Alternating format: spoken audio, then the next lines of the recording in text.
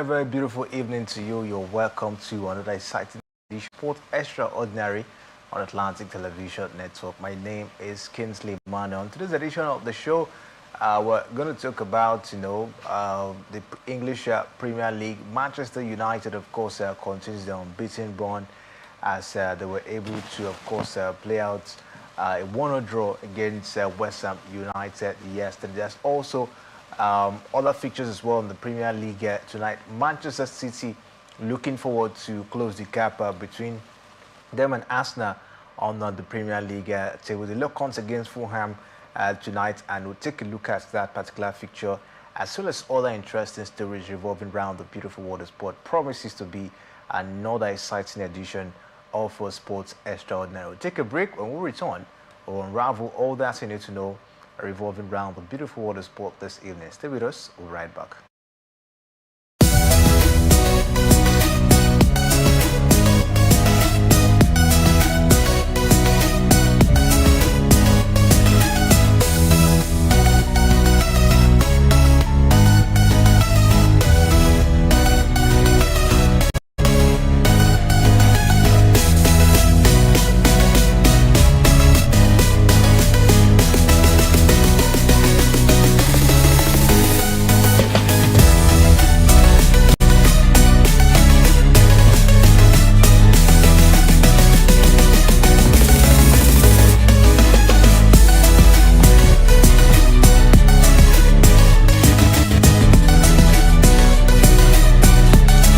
Welcome back to the Sports Extraordinary on Atlantic Television Network. And of course, I'm not in the studio alone this evening. I have with me Airport Temple. Good evening to you, Temple, and welcome to the show.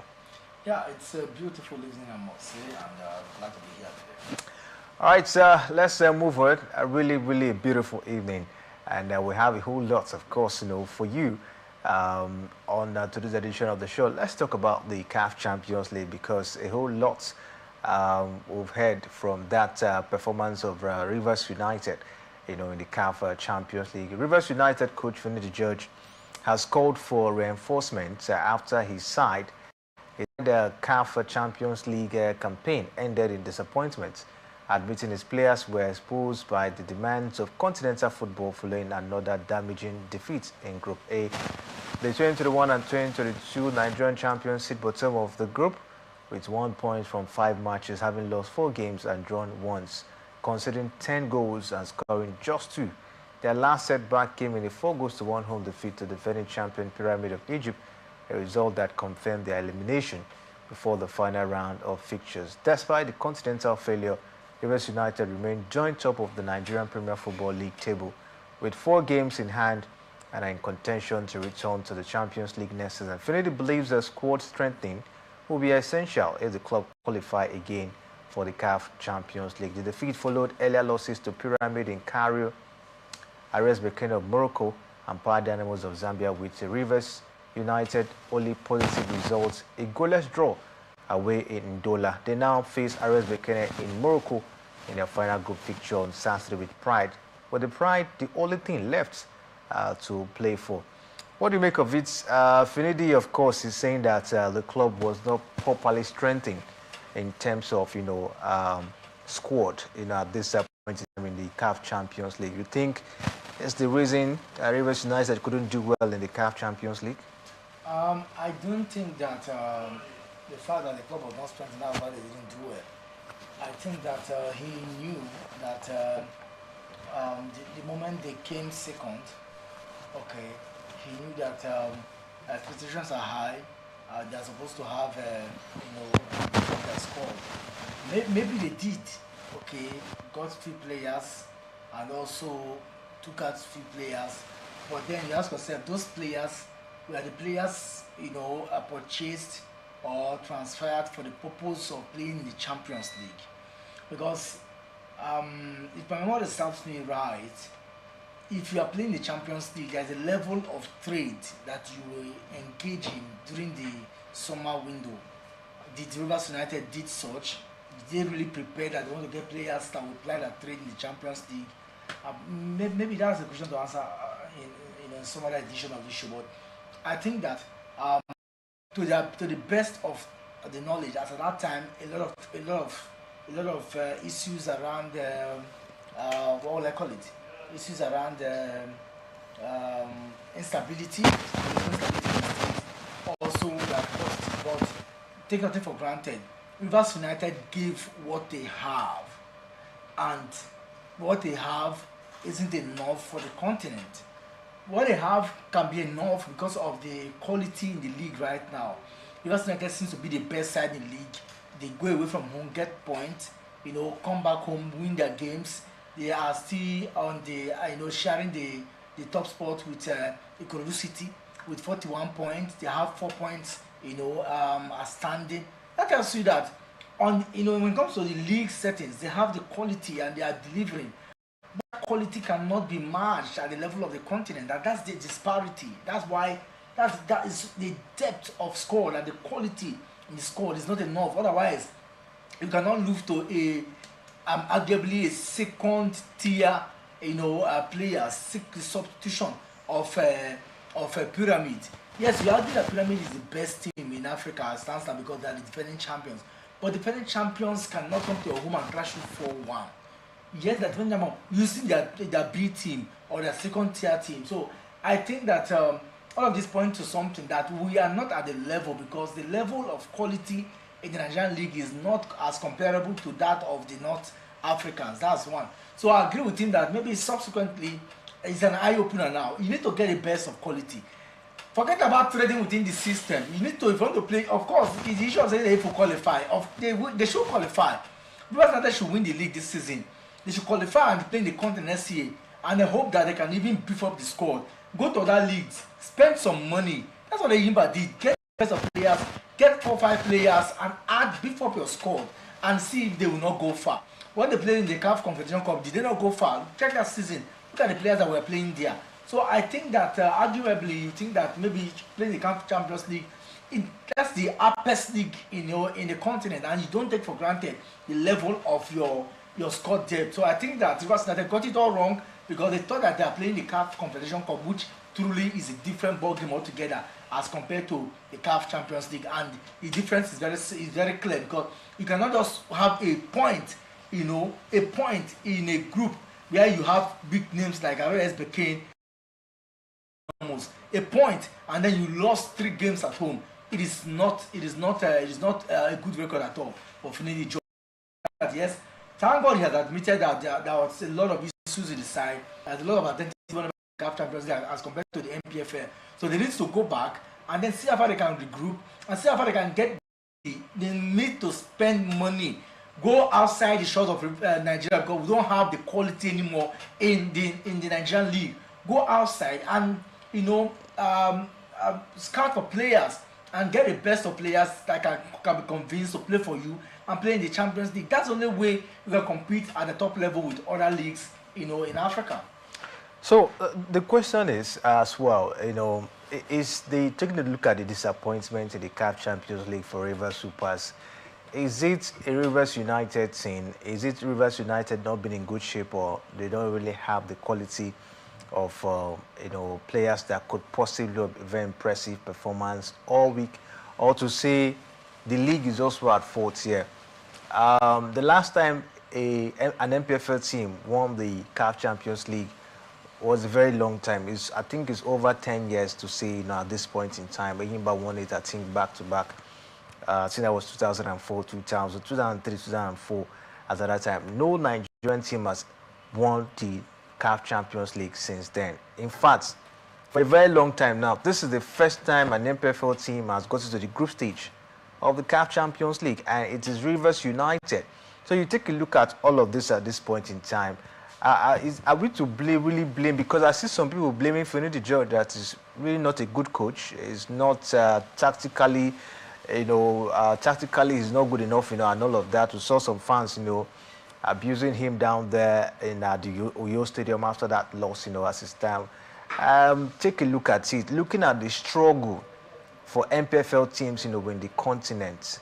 Do you think, the nature of the league is also a factor here to consider, looking at the fact that we've seen Remo Stars for the past 3 seasons, they've been in the CAF Champions League, but they've not been able to qualify to the group stage of the competition.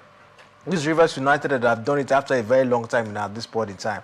So you take a look at how MPFL teams struggle in the continent. Will you also attribute the poor performance of our teams in the continent to the nature of the league here in Nigeria? Yes, the nature of the league is a sine qua non to the performance of the teams, at that level. And I'll tell you this. Check very well. Before the English Premier League teams started competing and hustling for the Champions League and controlling the affairs of the Champions League, because arguably in the last 4 or 5 years, you always argue that even if there is tendency of the English Premier League teams to always get at least the semi-finals of the Champions League. Let's go back to other leagues in Europe. You discover that even the Turkish league, before they used to have Turkey players, they don't do very well at the level of sometimes they don't even qualify in a qualification series. The coefficient was not high because the law allows you to have a certain number of foreigners. Each team should have a certain number of foreigners. And you cannot, and I repeat wholeheartedly, you cannot win or do in the Champions League, Confederation League, when you don't have other African countries playing in that league. This is not the truth, because in Europe, there was a time when we saw more of the English players, everywhere, and we have check out the level of competition. It was the Spanish team that were controlling series and all that. Now that there's a mixed purchase. Go to some players from France, some players from outside the shores, mix them together. You see that it's difficult. Part of the reason why the La Liga teams have also done well before now, prior to now, is because of the foreign-based players in the league. So if there are talent in the league, in the MPFL, but you need to cross-fertilize this talent. Get talent from Ghana, get from North Africa, get from East Africa, get from South Africa, mix them together. That's how good teams do. Check out Raja Casablanca. Check out the winners of the CAF Champions League in the last 3 years. Check out Pyramid. They have players from every side. They scout players. They get one point of player from here, see that you're good enough, they put it from here. The reason why our players are not even selling so much in Africa is because they do not believe so much in our players to make name, because even if you are good, the quality of the league should tell how good the player is. So that's why our players are not even well traded in the continent of Africa. So every time they see they want to go to the Cyprus League, they want to go to one league, just like that, and you see them moving. They don't even play in Africa. But check the North African leagues. You see that they purchase from themselves from Egypt. Get players. They scout of players within the system that understand the terrain, and that's the only way to do it. Even in the national team, you go back and see that you cannot have, before you used to have generated home-based players who fit into the national system and does very well. Check out in Africa. Check out the winners of the African Cup of Nations in the last 5 years. Ask yourself, why is it that we don't have more of the home-based players in those teams? Before now, Egypt was winning back-to-back African Cup of Nations with home-based players. What is this guy's name?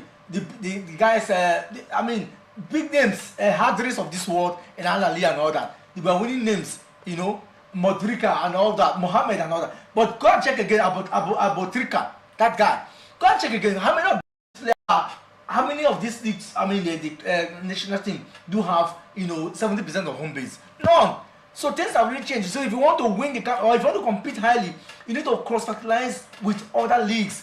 Nigeria, how many foreign-based players are in the Rivers United? Real Stars that even won the league.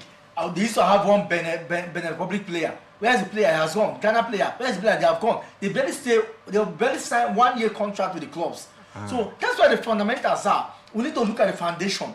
Why we're not getting that? Why? Because players know that they need to be paid.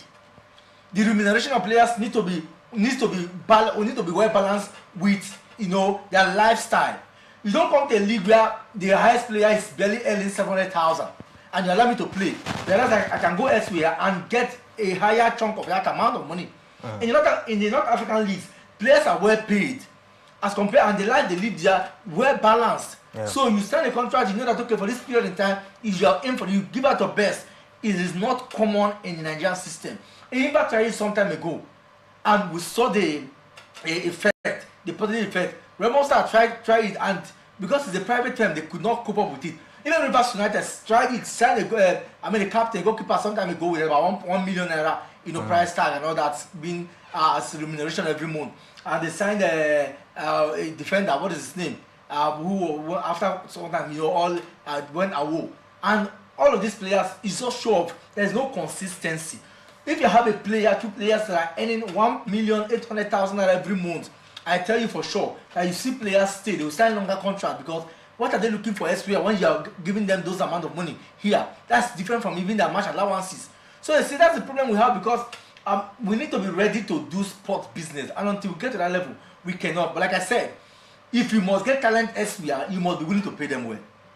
If you are not willing to pay them well, you will not get those talent elsewhere, and you will continue to struggle because football has changed. Football is a global game right now, and nobody want to come to a league where there is no consistency of being seen.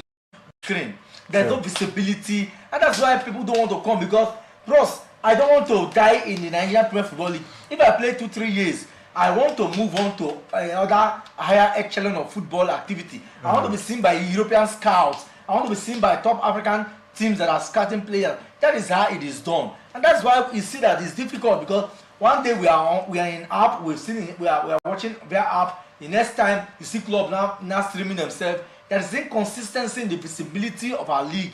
A league that is not clearly shown on TV, it becomes headache. So these are the key points of analysis when you look at why we are not doing well at the continent. Because even the administrators, they know what they're doing. And then you're playing a CAF Champions League. You're not playing in your home stadium. What does that tell you? So all of these factors are possibly reasons why we will continue to struggle as a team. Remo Stars played, and the stadium, as good as the stadium was not approved by CAF to play Champions League. What does that tell you? That we are not still ready. So, going forward at this point in time, what do you think should be done? Because this is a serious problem. Seeing how Nigeria MPFL teams have been struggling, of course, in the continent, even in the Confederation Cup and in the CAF Champions League, we've seen them, struggle. Going forward, what do we do? I think it's then time for the Nigerian Football Federation to step in. The league board, the MPFL league board should step in, maybe the National Sport Commission. How do we strengthen our league? Every year, every season, we'll continue to see struggle, of course, in the continent at this point in time. What do you think should be done, to salvage the situation? First of all, we need to, even the administrators of the Nigerian Football League, they have done their best, and they are tired. I want to give credence to Bengali Beleye and Davis Nowimi. Can't we look at the template of maybe Morocco or South Africa? How did they manage to build a good football system in the country, and how did they manage to, of course, take sports to another level in the country? Is it that Morocco is better than Nigeria when it comes to resources? Is it that South Africa is better than Nigeria when it comes to resources? Can't we look at some of these countries that have done so well in terms of sport development and see how we can emulate something and build our own? To achieving that, changing the system is a design that should emanate from the NFF. They are in charge of football in the country. The league body is a sub-arm of the NFF. So the design, the template, to review the template of our league is dependent on the vision that the NFF does have. And I'll tell you this for sure. Before now, the South African leagues was nothing as compared to the Nigerian league. Before now, it was West Africans that were controlling the proceedings. Even if we had, yes, Al Ali also was dominating, no doubt. It used to be the Egyptian league, top notch in the level of Africa, at the level of the continent, and all of a sudden we saw the Moroccan league, we saw Algerian league, we saw Tunisian league all emerge in full force because of a better template. They look at what the Europeans are doing and they try to invite such level of football template to match with their system, and they had a free environment where they allowed football to be what it should be. In our league here, we are still battling with all of this. Our league is controlled by, is a monopolized league by government parastatal, owned clubs. We don't have much of the private clubs. We still have more of government-owned clubs in other leagues. but they've never to decipher, come on, what can we do? You know, where are we moving? So, I mean, it's a deliberate attempt to change the narrative. At this point, we are still battling with the whole lot. Paucity of funds. The businessmen and women or corporate organizations who should trust the system to invest more, they are not, because they are not seeing the dividend of why they should trust the system. So all of this needs to be looked into. The NFF needs to be willing to, you know, to do something that is revolutionary. Yeah. If you don't construct a design that is revolutionary in nature, and you think that you can begin to paddle or pad, the system the way it is, you cannot change it. You need a revolution, football revolution that will change the dynamics and change the narrative of how football should be conducted, and how club, even if it's 10 clubs, and you can factor it very well, and investors can come and invest, and they can feel the impact of the investment, and government can give free hands in terms of funding and sponsorship. I tell you that we'll have a better league, but we are not yet ready. The Ghanaian league used to be one of the best in Africa. Where is it today? It's because of poor management by the owners, who in bracket is state-owned government. Then when we have other arms, I mean states trying to push, we had better league in the 80s as compared to what we have now. So go back to the drawing board. Investors need to be willing to come and invest. We need to have an environment that allows for those investors to come and invest. Other than this, we will continue to rumble in a circle and continue to blame ourselves over time. A very disheartening situation right here in the Nigerian league. A whole lot's not actually right at this point in time. The teams are really suffering in continental competitions like the CAF Champions League and the CAF Confederation Cup, and a whole lot needs to be done by the Nigerian Football Federation, the National Sport Commission, the league body as well, to be able to get things right at this point in time. Rivers United, they've just been, I think, ousted out, from the group stage of the CAF Champions League this time around. They couldn't even win any game. I think they considered about 10 goals, and they were able to just score 2 goals. It was really an embarrassing outing for Rivers United. The only team that have managed to qualify to the group stage of the CAF Champions League struggled massively.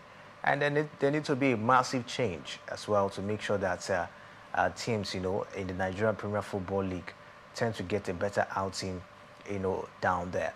And away from the MPFL and the CAF Champions League, let's take a look at one man who is clubless at the moment, and that's the Super Eagles goalkeeper Stanley Nwabali. He has confirmed he is open to joining any club, either in South Africa or abroad, following his departure from Chippa United. The 29-year-old said he has placed no restriction on his next move as he begins life as a free agent. He added that he is focused on finding the right sporting project rather than rushing into a transfer. The former Katsina United goalkeeper has been linked with several clubs across Africa, Europe, and Middle East. Reports have mentioned Kaizer Chiefs in South Africa, Raja Club Athletic in Morocco, Saudi Arabian side Atifag, and English Championship club Queen Park Rangers as possible destinations. Despite the speculation, Nwabali revealed that he has not received any concrete offers so far. Nwabali is expected to carefully consider his options in the coming weeks as he looks to secure a new club and stay fit ahead of Nigeria's 2026 international fixtures. Temple Nwabali, no longer the goalkeeper for Chippa United. He terminated his contract, with the side, and is now a free agent, as it stands. We hear there are offers, but nothing concrete yet at this point in time. At the age of 29, and taking a look at his position as Super Eagles #1 goalkeeper and what he has been able to achieve so far for himself, what will be your advice for Stanley Nwabali at this point in time? You think it's time for him maybe to look out for a way to maybe go play for a club in Europe, maybe the Saudi Arabia, or still remain here in Africa? I think the best bet will be, they're traveling outside, depending on what they scout. But for a player to have taken such bold step, 2 things are involved. One, having done so well with the Super Eagles of Nigeria, arguably the other person would say that, would tell him, come on, you are bigger than that team. The national team that has placed you at this level, you cannot be playing in Super Eagles as number one goalkeeper and then be playing in South African League as a cheaper United goalkeeper. You know, people can be very funny. It could not be. I'm not saying it is, but I'm just thinking that this might just be one of those things. And the pride that comes with as a Super Eagles goalkeeper, I need to be exposed. I need to be at the same level. I mean, this guy practically discussed with Osimhen. But so far so good. Despite playing for Chippa United, he has always proven himself whenever he comes to play for the Super Eagles. I also think that it's a matter of his aspirations. Okay, now that he has, maybe he may not have thought about it, but he has seen that if he continues to stay committed with the club, somebody would have told him, or maybe his agents and all that, or his management, if he stay committed with the club, no meaningful club will be willing to come all out to get you.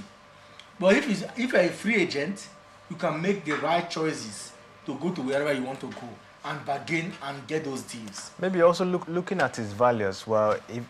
Looking at the fact that his value and the fact that he's still under contract with Chippa United. If a club comes for him now, Chippa United want to sell him on a very high rates, which might possibly maybe discourage the team. Especially in Africa. Yeah. Big teams like Raja and others, if they want to come for you and there is any barriers to the amount they need to pay, sometimes they look out for others. Goalkeepers are not common. If it's like a player, I tell you would have left that side by now because teams would have come for him. For me, I also think Stanley Nwabali, he has taken himself to that level that clubs should want to pay anything to get him. Maybe here in Africa. Yeah, they should. Maybe, but so that's why I think that he wants to control the earnings, and he wants to be in charge of the discussion with whichever team. For a player to break the terms of his contract and decide to stay without a club, it tells you that something is underneath, and it's just a matter of time. We'll just wait and see how far. But European clubs, if he gets to play in Europe, like we also hear that Quimpas Ranger, Quipiaro, are coming for him. If he gets to play, that would be fantastic. If he travels to Saudi Arabia, it's being very good too. Yeah, it's going to be a good deal and he'll make more money. But let's see. For me, I want him to play in an African country or anywhere where he can be seen. That's the only way we can measure his success. Let's see how it goes for Stanley Nwabali, who is clubless at the moment. Currently looking out for a new side at this point in time. We wish him the very best going forward. And talking about the Super Eagles of Nigeria, President of the Nigerian Football Federation, talking about Ibrahim Musa Gusau, has dismissed claims that Super Eagles coach Eric Chell could be lured away from the job by other African teams. Chell recently guided Nigeria to a third-place finish at the 2025 African Cup of Nations, and despite failing to win a fourth title, he received the backing of the players to remain in charge of the side. However, reports began to emerge after the tournament that countries such as Tunisia, Guinea, Angola, and his former employers, Mali, were interested in hiring him. According to multiple reports, Tunisian football authorities have sounded out the coach and are reportedly willing to offer a salary of around $100,000 per month amid the interest from these countries. Gusau has reiterated the coach's commitment to the Super Eagles job. So Ibrahim Gusau has come out to say that despite different teams coming in for the man Eric Chell, that the man is committed to his job with the Super Eagles of Nigeria. We heard so many teams coming for Eric Chell at this point in time. In fact, recently we hear that Marseille are currently in need of his services at this point in time. Yes, the other day I think we saw a report where he said he has a desire of coaching Real Madrid. Maybe that will of course come to realization one day for him. But currently we hear that there are reports that Marcel are currently looking towards the direction of Eric Chell due to the departure of the Zerbi at this point in time. So many clubs or so many countries club side as well looking for the services of Eric Chell. How do you see this one? We understand he still has 1 year contract with the Super Eagles of Nigeria. So when it's done, it means the man is free maybe to do whatever he wants to do with himself. But looking at what Eric Chell has done with this Super Eagles team, don't you think the Nigerian Football Federation should sit on a round table with this man and see how to discuss extension of contracts, taking a look at the fact that, taking a look at the way other clubs are looking for his services at the moment, and with even higher pay at this point in time? No, I think that some of these things are media hype around it. We know that it will take a whole lot for Marseille to get the services of Eric Cher, because he has a running contract, with the Super Eagles. But he stays in France. He understands French football. Of course, arguably. And with what he has done with Super Eagles of Nigeria, which is one of the biggest brands in terms of marketing in Africa, we also think that it starts giving him an edge. But then all of this has a whole lot, if we must achieve it. But then, no doubt, to the pedigree, I don't think that that what Eric Cher would desire now is to lead Super Eagles. I don't think so. I think to him, he's building a project. Maybe after now, those conversations will not come in. But obviously, when everything seems to be going well around him like this, he stays in France as a French team looking for a coach that stands now. Maybe it's an advantage, but I don't think that we know how these European teams. Marseille is currently seated, at the top echelon of Ligue 1 and stands now. They've not done so well recently. Lost scandalously to PSG, lost to Club Brugge. So I think that even with the sacking of Zabi, that does not mean that they will now go for a coach like Eric Cher. What I think is happening is he not good enough? Not standard enough to coach Marseille? But he's good enough. I won't lower his pedigree, but I do not think that if there's any issue of who to become the next coach of Marseille, it will be around Eric Cher. All these things are just media hype around him. Super Eagles of Nigeria still stand a better template and chance for him to coach regardless, and I'm sure that the NFF are already working on it. This is also enhance his payment level, so that as he goes into discussion with the NFF, they look at okay, this coach has also wear this applaud. It's just media hype around it. All right, let's see how it goes. Coach Eric Cher, attracting the interests of several clubs at this point in time, or country to say. We'll keep our fingers crossed. But Ibrahim Gusau, the president of the Nigerian Football Federation, has come out to reiterate that the man is committed to his job with the Super Eagles of Nigeria. Keep our fingers crossed and see how this one, of course, will go down. But at this point, we'll take a break. When we return, we'll bring you the latest, of course, revolving around the beautiful world of football this evening once again. Stay with us. We'll be right back.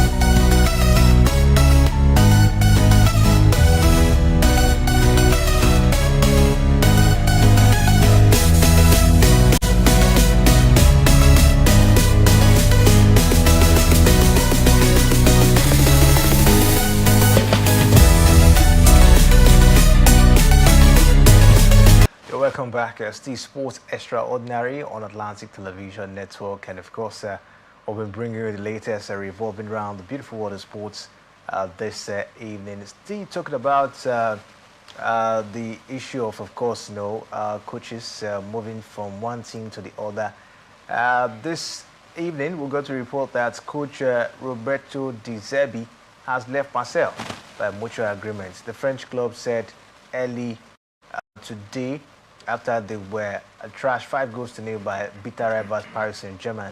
The 46-year-old Italian, who had been in charge since the summer of 2024, has been linked with a return to the Premier League. Marseille crashed out of the Champions League last month and were well beaten at PSG over the weekend to leave them fourth in Ligue 1. De Zerbi took Marseille to second behind PSG in the league last season. They got off to a good start this season, moving to the top of the league with a 6-2 win over Le Havre in mid-October. At the end of November, following a 5-1 victory at Nice, they were second, only 2 points behind PSG. Marseille have now gone through 6 full-time coaches in the last 4 years. That's a good one. De Zerbi parted ways with Marseille at this point in.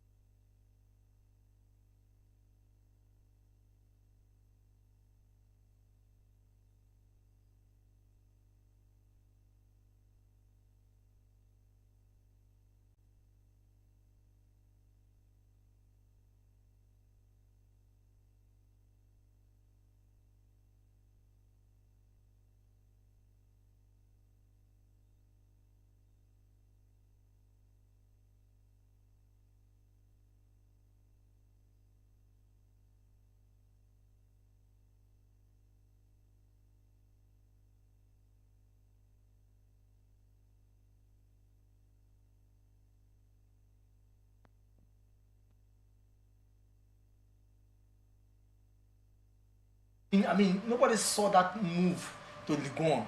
It was risky going to Ligue 1. It's, a lot of person felt that that was not the right move, but he did it, had a glorious start, but then challenging the big guns, it can be very difficult. But the club felt that he has done so well, they have to let go because of what they are trying to build. All right, De Zerbi, now the coach of Marseille, going forward. I think we look forward to see his next destination at this point in time. But still talking about, coaches, Tottenham Hotspur have sacked head coach Thomas Frank. The Premier League club announced today. Frank, the Smither, came following Tuesday's 2-1 defeat at home to Newcastle that left Spurs 16th in the Premier League and just 5 points above the relegation zone. Another manager being sacked at Tottenham Hotspur. For Thomas Frank, I think his own is even it's expected. He came barely, a few months ago in the summer. We felt that it would be a good project initially, looking at his antecedent with Brentford and how he led them from Championship down to the English Premier League and how beautifully he's been with the side. We felt that, okay, maybe if there was a man who would change the narrative of the struggle, with the Tottenham Hotspur side, maybe it might just be this man. Unfortunately, Dane, we never knew that Dane knew little or history.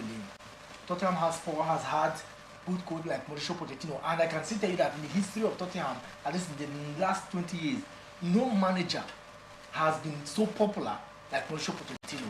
But regardless of how good he has been with the side, because of non-achievement of silverware, he was let go. Thank God for him. He was able to move on to some, I don't know where he is right now. Maybe he's the coach of United States of America. Yeah, yes, US, yes, that's correct. And somehow he was able to find his footing from PSG and all that. Okay, we saw Antonio Conte came in at some point. You saw Jose Mourinho with the beautiful special one thing and the acclaimed, name around him. He struggled with the side. Postecoglou as well. We saw Nuno Espirito Santo even before Ange Postecoglou.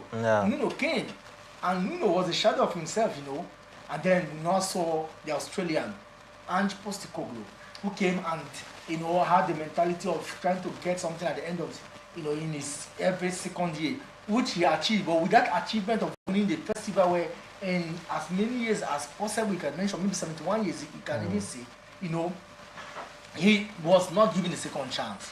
Maybe if he had given, because the man stayed so long with them, even if in the league he was seated 17th position on the log, and that was not a good point, because no matter what you achieve in Europe, your achievement will be measured with the level of your league position. So the club were not okay with the team. So generally, the culture of the club has been dampened. The same club that also allowed Danny Levy, a man who single-handedly built the club from nothing, a scratch to something, because of the poor results, poor performance of the club. Fans revolted against him, and the club management had no choice, or were left with no choice, but to let go of the most coveted, principal manager in Danny Levy. So you see that culture-wise, a lot was at stake even before the entrance of a certain innocent Thomas Frank, who knew nothing, felt that he could use tactics to change the narrative, and a whole lot injury concern, and the fact that the fans were not also supporting him. He lost many games, lost to Chelsea, and lost to some other team, lost to Arsenal scandalously. Those games are decisive in the fans following or having strong penchant or to making you their choice. So a lot of fans as to why he did not do so well, and the bottom point was he sacked after many games he played, and he was able to win just 2 games in 13 games, 2 home games in 13 league games. It doesn't as serious as would have expected from Thomas Frank. So are we saying that the problem of Tottenham Hotspur is not a coaching problem? No, it's not a coaching problem. The problem of Tottenham Hotspur is like the Manchester United problem. It's administrative, it's cultural, it's sociological, it is a system thing. It's not about the internal affairs of the team. It goes beyond the frontier of having a good team. No, it goes beyond that. And I can tell you for sure that if it's just about the team, maybe Thomas Frank would have been able to have a way out. But a lot of factors just played in. One, he met a team that was depleted, a mediocre team, inherited from Ange Postecoglou, trying to get players, lost to Arsenal, players like Berechese, Gibbs. These are 2 players that would have defined the season if he had gotten them. Let's go back to his side with Brentford. He had good players like Mbemo. He had good players that can wizard. These are players who, whenever he got his playing style, he was able to get them, deliver the post for him. Antonio, to mention, but where are the players? Unfortunately, too, he now handed the captaincy to a man who is known for his decent. Being red carded. You cannot have a captain who is a liability, to the club, and all of these factors too also didn't help him. And then the injury concern, Kulubevski was injured. This is one guy who would have done a whole lot for him. Richarlison is today in, tomorrow out. These are players who would have defined the season for him, and I tell you, it's been a tough one for him, because when you inherit such a squad and you don't get the best of players that you should have beef up with the squad, it can be very damaging. Can be very damaging, and we'll look forward to see what comes up down there for Tottenham Hotspur. But tonight we'll see some games, as Manchester City will be looking forward to close the gap between them and Arsenal on the Premier League table as the lock comes against Fulham. It's going to be Aston Villa against Brighton and Hove Albion as well, tonight, and Crystal Palace will lock ons against Burnley.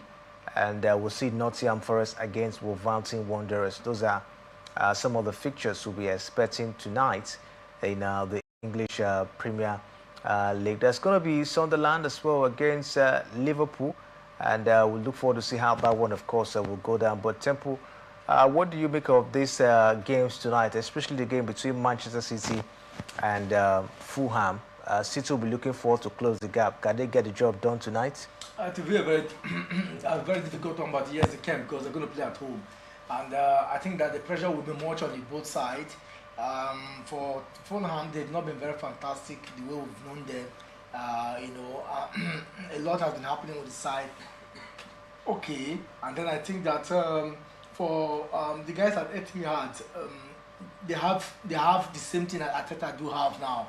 They've gotten players that can fill in the gap, so the substitute is as good as the unfit players. So when you remove one player, you bring in another superstar, and that bring out the fire in this player. So yes, I agree that to be very dangerous to stop City right now, and but we need to watch what Fulham will have to do in that game. A win for City will put more pressure on Arsenal tomorrow, and then I think that for Arsenal too, they know that they cannot afford to lose any game as stands now. So on the whole, it's a win-win situation for the both parties. Arsenal needs to win tomorrow, regardless of the result today, to keep up their pace. City needs to win today and pray that something happens to Arsenal. So it's getting to that time when pressure can really change the narrative of how things will be seen, in the title chase. Let's see how it goes at this point in time. Manchester City, can they close the gap between them and the Arsenal Football Club by beating Fulham tonight? We'll keep our fingers, crossed on that one. But in Spain, the Copa del Rey will be on tonight as Athletic Club will be national against Real Sociedad in the semi-final down there. In Italy, we'll see the Coppa Italia quarter-final clash. It's going to be Bologna against Lazio. And then the DFB Pokal quarter-final game as well. We'll see Bayern Munich against RB Leipzig down there.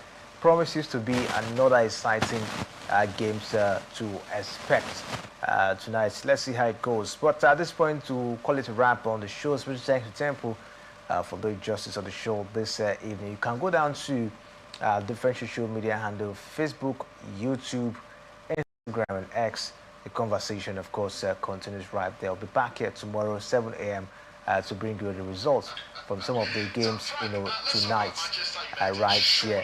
At this point, we'll call it a wrap, and of course, we can tell you that a whole lot, of course, to come your way after this particular program. Stay locked on Atlantic Television Network. My name is Kingsley Emmanuel. Thanks for watching.